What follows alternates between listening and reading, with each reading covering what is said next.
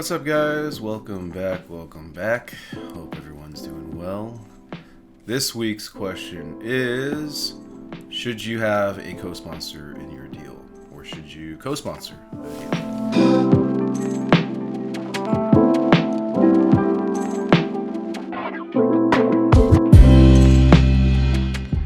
Maybe. It depends. There's a lot of reasons why you would want to have co-sponsors in your deals, and there's a lot of reasons why you might not want to have co-sponsors and do your syndication yourself.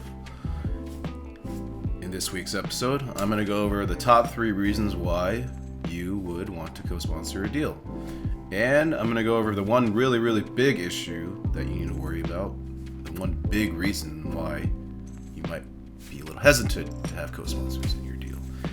And if you want to hear those reasons, make sure to keep watching.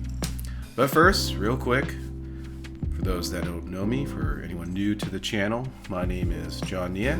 I am one of the founding partners here at Trowbridge Law Group, and although I am an attorney, I'm not your attorney. So none of the videos that we do should be construed as legal advice. If you want legal advice for your deal, for whatever offering that you're working on, whatever project that you're working on, give us a call. Hire us as your attorneys. You can do so by going to trowbridgelawgroup.com and sign up for a free 30-minute consultation. As always, if you enjoy these videos, don't forget to hit that like button, hit that subscribe button, leave a comment, ask some questions. We like to interact with you guys, so ask us some questions. Anyways, back to the regular scheduled content for this week. Should you have a co-sponsor in your deal, or should you co-sponsor a deal? Should you be a co-sponsor in a deal? Top 3 reasons why someone would want to have a co-sponsor. Number 1, it's pretty obvious. 2 heads are better than 1, right? Making decisions, thinking of ideas, brainstorming. And when you're doing a syndication deal, there's so many things that you need to do as a syndicator to work the deal, right? You gotta source the deal, you gotta analyze the deal, you got to work with the seller, get information about the property, visit the property in person, due diligence, work with the lender, negotiate the terms of the loan. So many things that you need to do to close the deal. And then when you're syndicating it, you throw in that other element of raising money,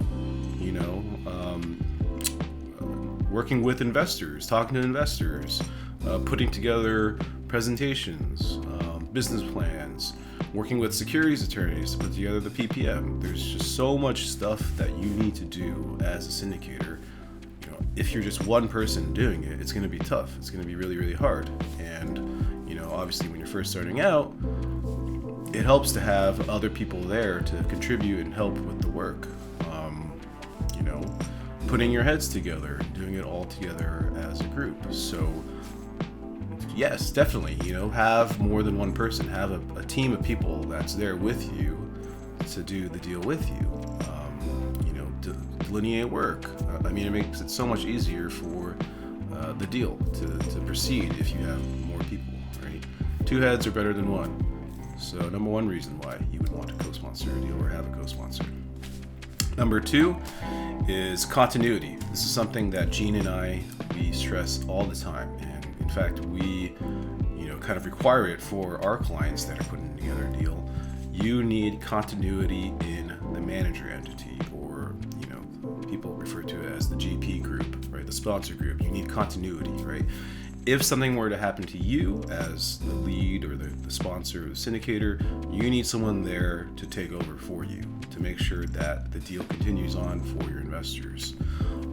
It could be anything. It could be, get an accident and you die, worst case scenario, right? It could be you get an accident and you're disabled for a long period of time. What if you disappear for one reason or another? A lot of things can happen in your life that will take you away from the deal take you away from taking care of the deal for your investors. And if you have another person there with you, a co-sponsor, well, there you go. There's continuity. Something happens in you have a partner that could take over for you and continue on with the deal as if nothing happened.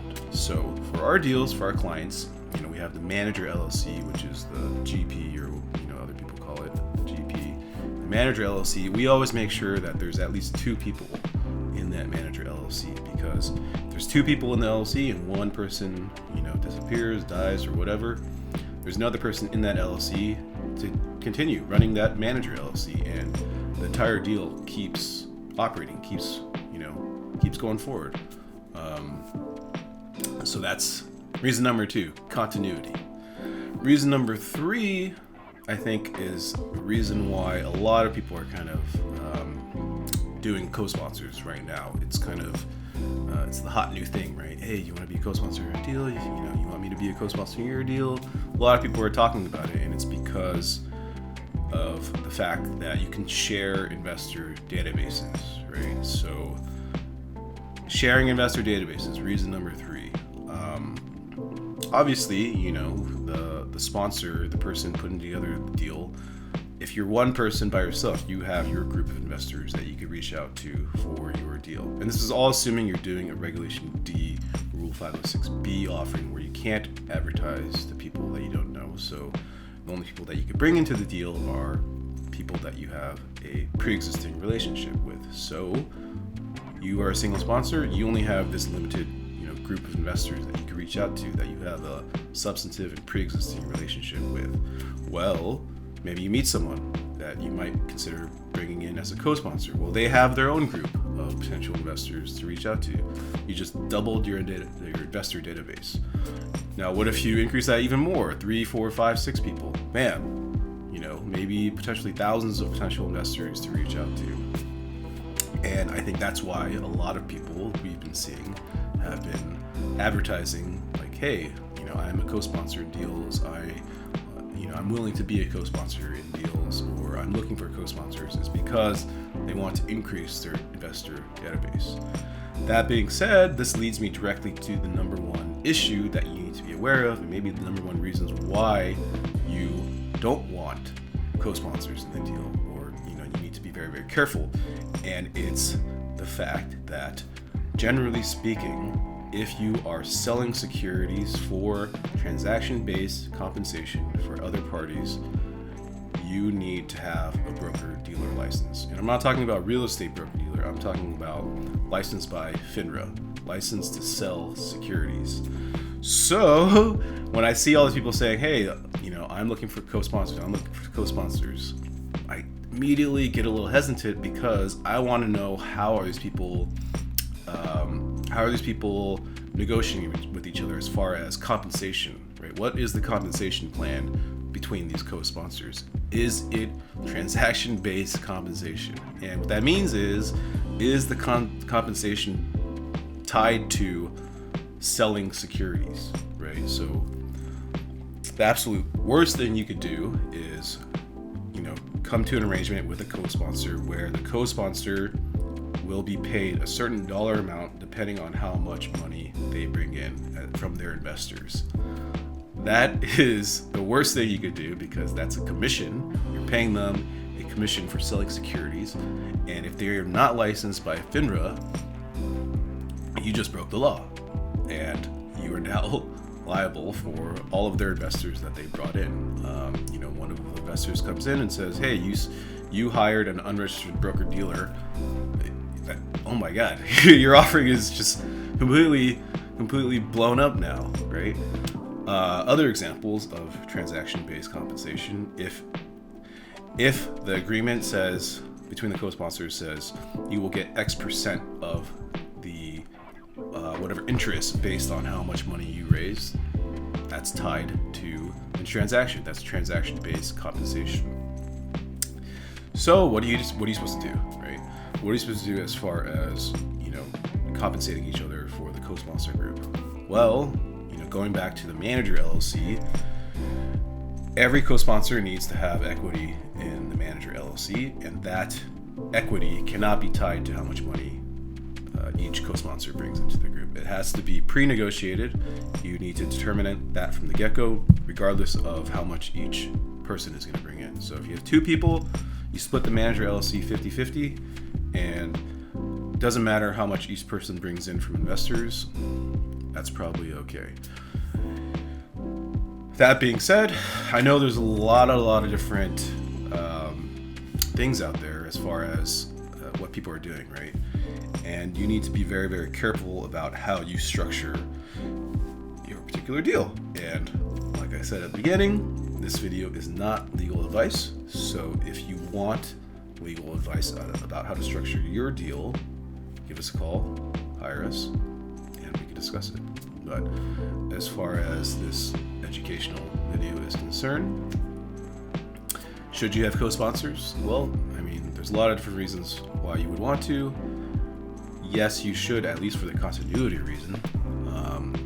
But, you know, should you have 5, 6, 7 co-sponsors to the deal? I don't know.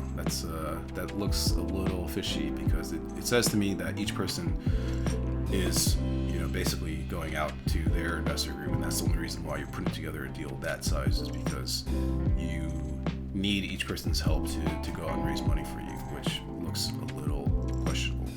2 people is probably fine, especially if it's split 50-50 and there's no transaction-based compensation. Hope that answers anyone's question if they're wondering about that. Thanks for tuning in. Again, if you enjoy this content, give us a like. Don't forget to subscribe. Leave us a comment. Ask us questions in the comments. You know, it's a great way for me to get ideas for the next video I'm going to do. But as always, thank you for tuning in, and I'll see you guys next week.